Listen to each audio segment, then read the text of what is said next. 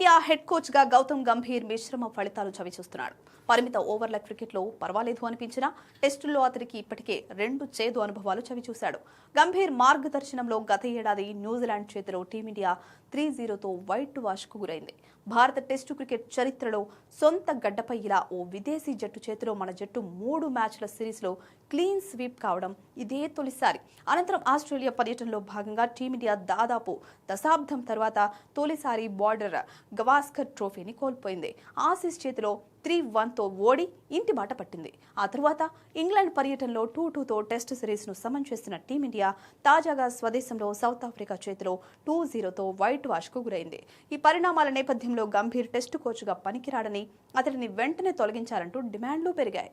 ఈ విషయంపై గంభీర్ స్వయంగా స్పందిస్తూ తన హయాంలోనే ఐసీసీ ఛాంపియన్స్ ట్రోఫీ 2025, ఆసియా టీ20 కప్ 2025లో జట్టు గెలిచిందని పేర్కొన్నాడు.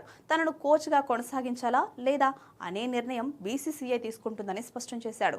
ఈ నేపథ్యంలో టీమిండియా మాజీ హెడ్ కోచ్ రవి శాస్త్రి తనదైన శైలిలో స్పందించాడు. మన ప్రదర్శన బాగా లేకుంటే ఖచ్చితంగా మనపై వేటేస్తారు, పదవి నుంచి తొలగిస్తారు. పరస్పర సమన్వయం, ప్రతి ఒక్కరితో కమ్యూనికేషన్ ఇక్కడ అత్యంత ముఖ్యం. మేనేజ్మెంట్ స్కిల్స్ ఉంటేనే అంతా సాఫీగా సాగిపోతుంది. గెలిచేలా ఆటగాళ్లలో స్ఫూర్తి నింపాలి. కోచ్లుగా మా పనదే.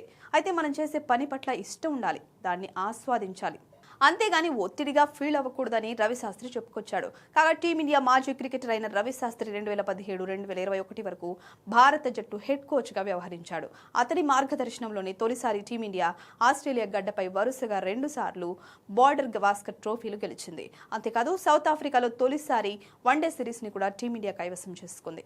రవిశాస్త్రి నాటి కెప్టెన్ విరాట్ కోహ్లీ కాంబినేషన్లో టెస్టుల్లో టీమిండియా ఐసీసీ ర్యాంకింగ్స్లో అత్యుత్తమంగా అగ్రపీఠానికి చేరుకుంది.